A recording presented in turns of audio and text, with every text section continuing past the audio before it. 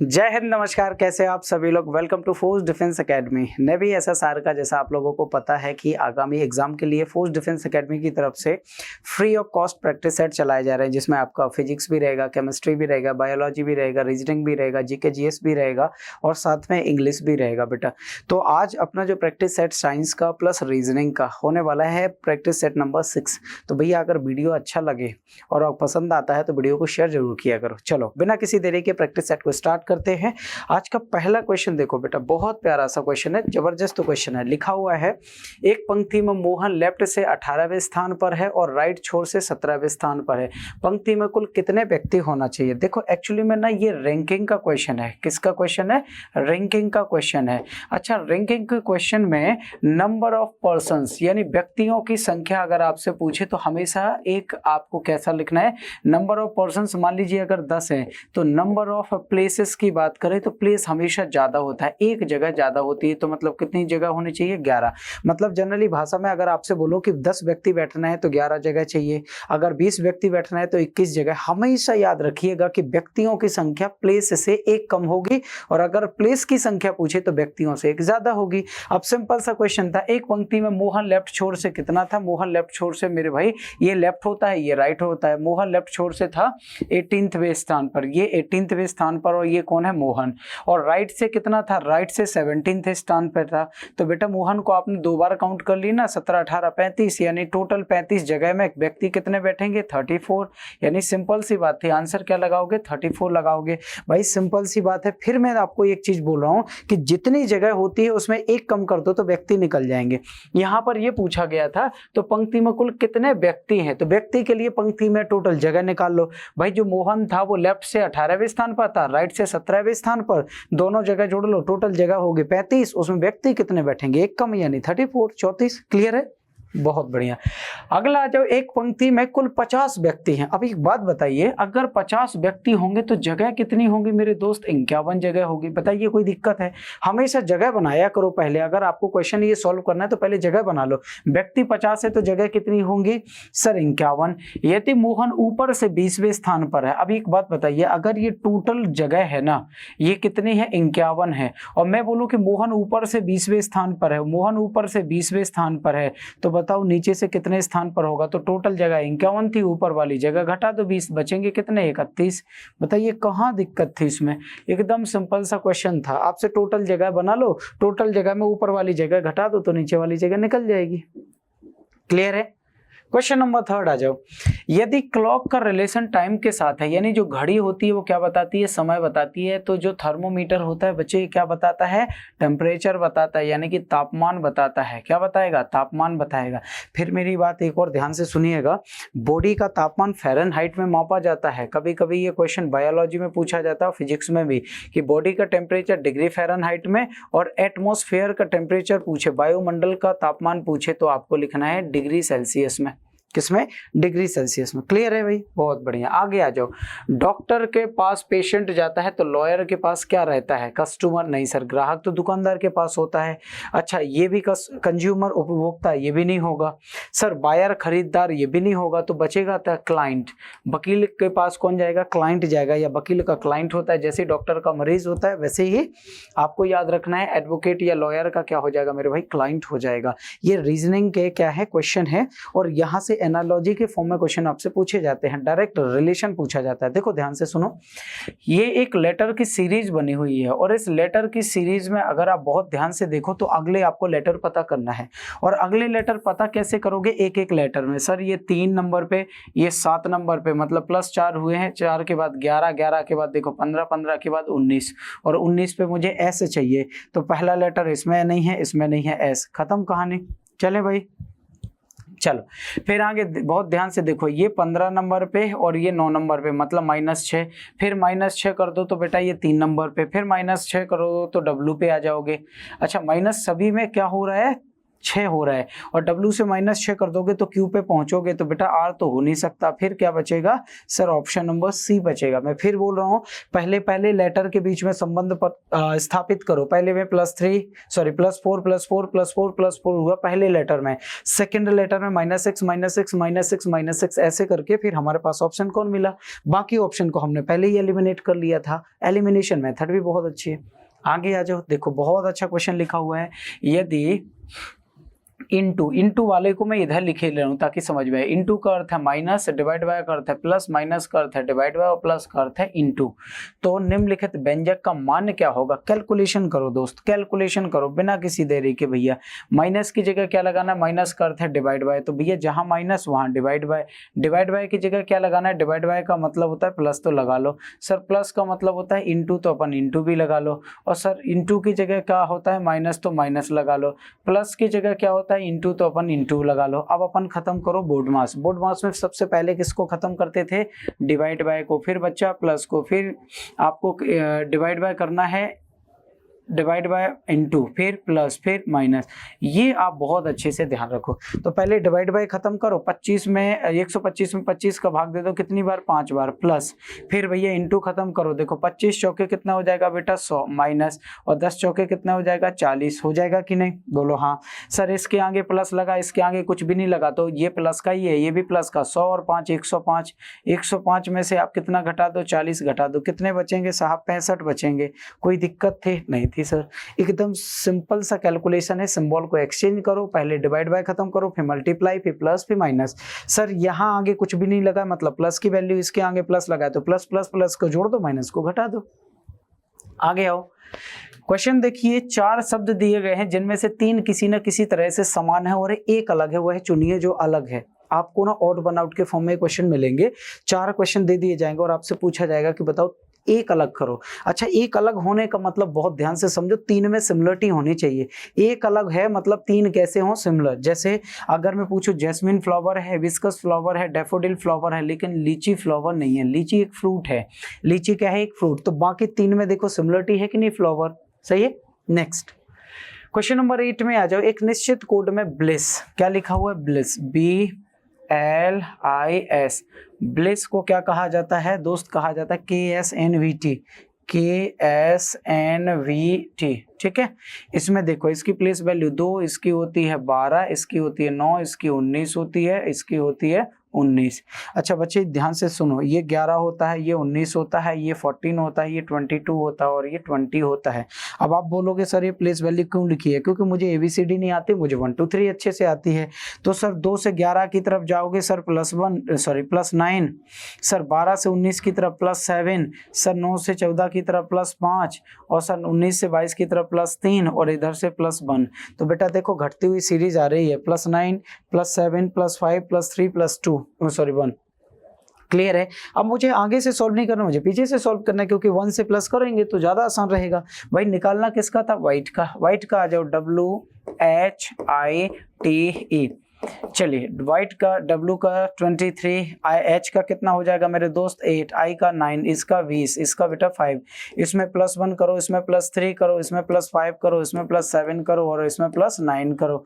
चलो 5 और 1 6, 6 में कौन होता है? F। लास्ट में F चाहिए, मतलब खत्म करो। सर 23 और 10 33, यानी ये 32 पे चला जाएगा। लेकिन दिक्कत क्या है कि सर 26 तक तो एज इट इज होता है। 26 के बाद देखो 27 28 29 30 31 32 छठवें नंबर पे, और छठवें नंबर पे कौन होता है साहब? F। मतलब डेफिनेटली F से स्टार्ट होगा, F पे खत्म होगा। यहाँ भी है, यहाँ भी है, यहाँ भी है, मतलब ठीक है। 8 और 7 15, 15 पे कौन होता है? O, मतलब सेकंड लेटर O चाहिए सर, ये भी ठीक है। 9 5 14, 14 थर्ड लेटर क्या चाहिए? N चाहिए सर, इधर है और इधर नहीं है, खत्म करो। लास्ट 20 और 3 23, 23 में क्या होना चाहिए बच्चा? W। लास्ट सेकंड W होना चाहिए, ये खत्म करो। बचा क्या था? Option number B. बचा क्या था? Option number B. प्यारा सा क्वेश्चन था भैया, आराम से कर सकते थे। नेक्स्ट क्वेश्चन की तरफ चलेंगे। अगला क्वेश्चन देखो। एक निश्चित कोड भाषा में फॉस्टर को 36 लिखा जाता है और डांस को 25 लिखा जाता है, तो उसी लैंग्वेज में ऑर्चर्ड को या ऑर्चर्ड को कैसे लिखा जाएगा? अच्छा, जो आप पढ़ना चाहो भैया, आपका प्रोनाउंसिएशन जैसा हो। सुनो, अगर मैं आपसे पूछूं कि सर इनकी प्लेस वैल्यू तो ज्यादा हो जाएगी क्योंकि इसकी 19 है, इसकी 20 है, 20 से 19 39 तो वैसे ही हो गए, और 36 मतलब प्लेस वैल्यू का तो खेल है नहीं। आप क्या हो सकता है, वोवेल कॉन्सोनेंट है क्या, 1 2 3 4 5 6 6 टोटल हैं, तो सर यहाँ तो 6 होती 9 है, मतलब ये भी नहीं हो सकता। तो एक काम करो, ये 6 थे ना, 6 का स्क्वायर 36, ये ऐसा हो सकता है। सर 1 2 3 4 5, 5 का स्क्वायर कितना होगा 25, ये भी हो सकता है बेटा। 1 2 3 4 5 6 7, 1 2 3 4 5 6 7, 7 का स्क्वायर 49, क्या हो जाएगा 7 का स्क्वायर 49, यानी कि ठीक जितने लेटर हैं उनको टोटल काउंट कर लीजिए और उसका स्क्वायर बना दीजिए। आगे आ जाइए, नेक्स्ट क्वेश्चन देखो, फिर से प्यारा सा क्वेश्चन है, जबरदस्त क्वेश्चन है भाई। उसने बोला है प्लस का मतलब होता है माइनस, माइनस का अर्थ है इंटू, इंटू का अर्थ है डिवाइड बाय, और डिवाइड बाय का अर्थ है प्लस। लगा तो बेटा, डिवाइड बाय का अर्थ क्या था, डिवाइड बाय का अर्थ था प्लस, तो हमने इधर प्लस। अच्छा कलर चेंज कर ले ताकि आप लोगों को प्रॉपर दिखे। सर इसका मतलब था प्लस, हमने प्लस, प्लस का मतलब क्या था, प्लस का मतलब माइनस, तो लगा दो माइनस, माइनस का मतलब है इंटू, तो इंटू, और भैया इसका तो मतलब डिवाइड बाय ही था। पहले डिवाइड बाय खत्म करो, इधर हो जाएगा 1, सर इधर इंटू, इधर 2 माइनस 5 प्लस का 2, सर 2 एकम 2, इधर 2 माइनस 5 प्लस 2, बेटा आगे प्लस 2 है, ये सॉरी ये प्लस 5 है, ये प्लस 2 है, 5 2 7, 7 में से 2 गए, कितना बचा 5, क्या ऑप्शन में था, हाँ जी सर बिल्कुल था। क्या बचेगा सर, ऑप्शन नंबर ए बचेगा, है ना, ए में ही आपको दिख रहा है 5, बिल्कुल कुछ नहीं, बोर्ड मास करना है। क्या करना है दोस्त, बोर्ड मास करना है। चले नेक्स्ट, नेक्स्ट चले भाई।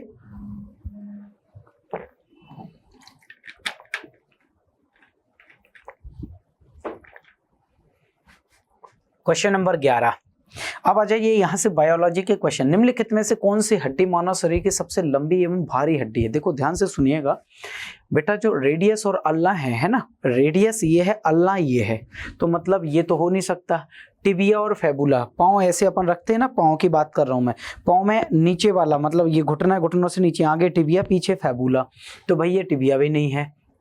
फेबुला सबसे पतली हड्डी मानी जाती है, और साइनिंग बोन भी इसी को बोलते हैं, चमकदार हड्डी, और सबसे साइनिक बोन, चमकदार हड्डी पूछे और सबसे पतली हड्डी पूछे तो फेबुला। तो फिर एक ही बची है फीमर, और फीमर कहाँ पर होती है, थाई में होती है। ध्यान से सुनिए, थाई यानी कि जांघ में होती है।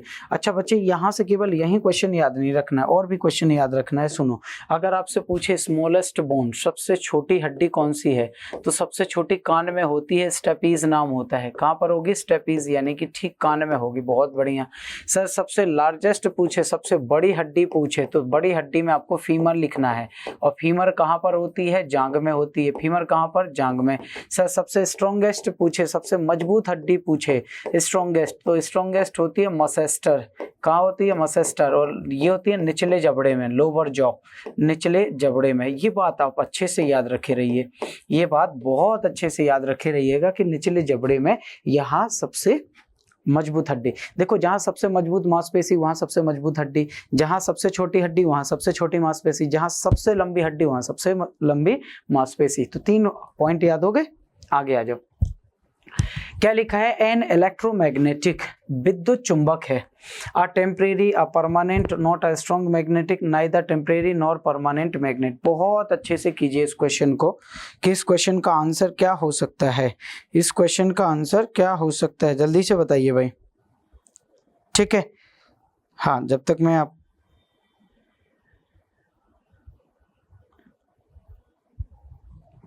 इलेक्ट्रोमैग्नेटिक, ठीक है, क्या हो सकता है। एक बात बताओ मुझे, मैग्नेट का मतलब क्या है, मैग्नेट का मतलब कि इसका एक मैग्नेटिक फील्ड होगा, है ना। मान लीजिए ये एक मैग्नेट है कि तो इसके चारों तरफ उसका एक मैग्नेटिक फील्ड होगा।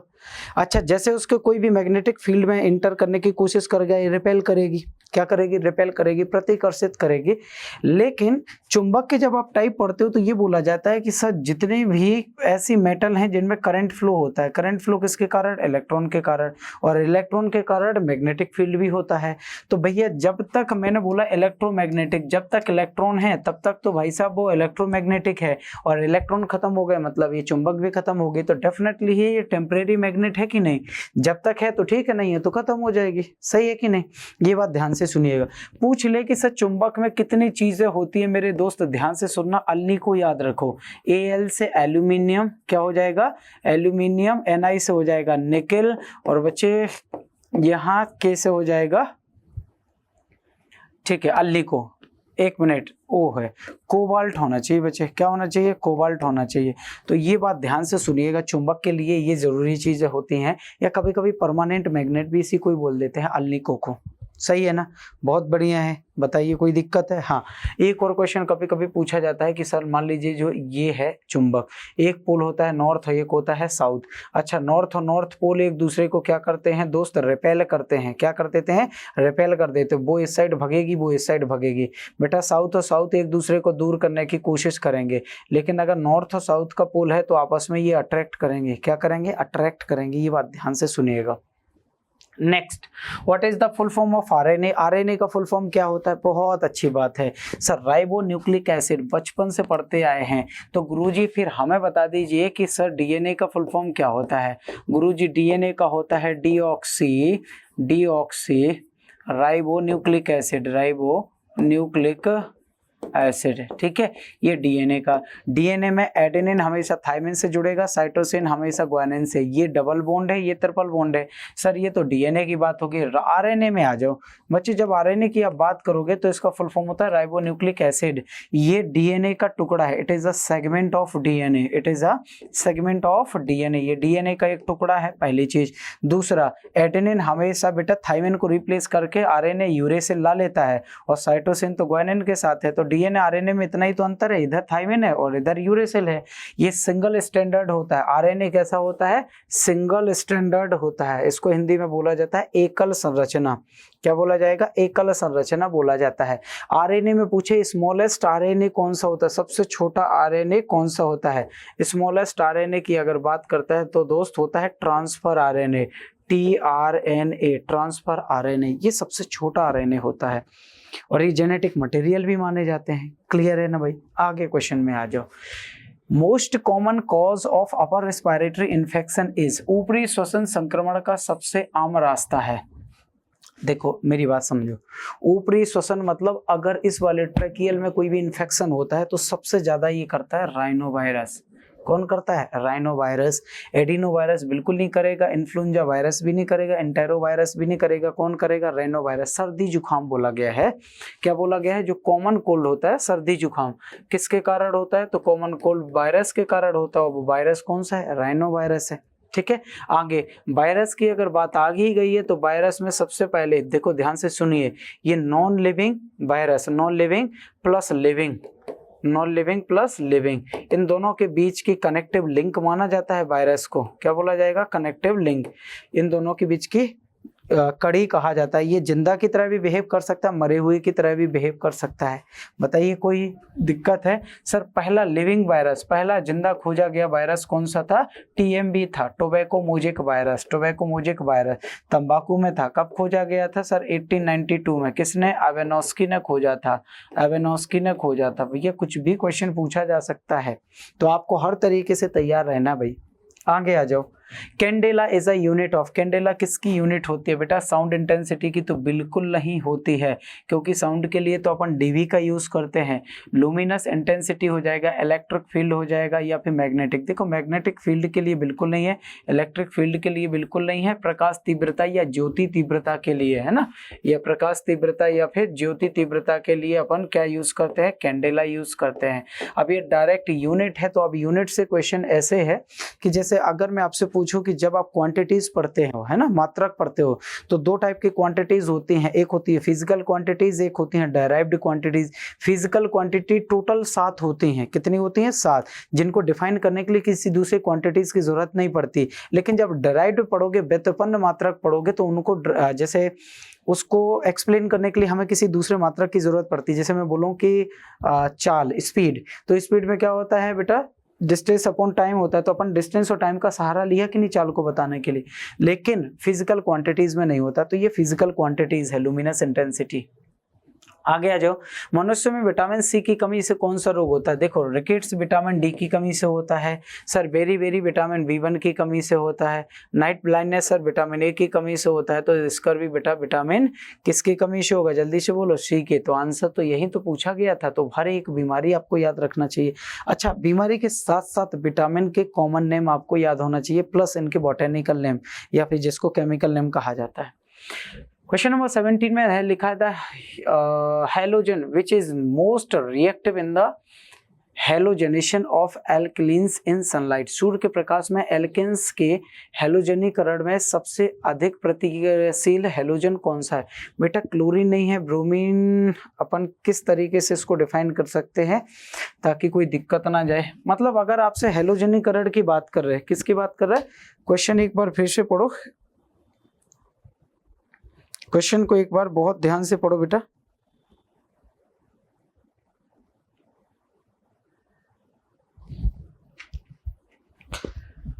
सूर्य के प्रकाश में है ना, तो सूर्य के प्रकाश में बेटा क्लोरीन तो पॉसिबल नहीं है और ब्रोमीन नॉन मेटल है तो ये भी नहीं है।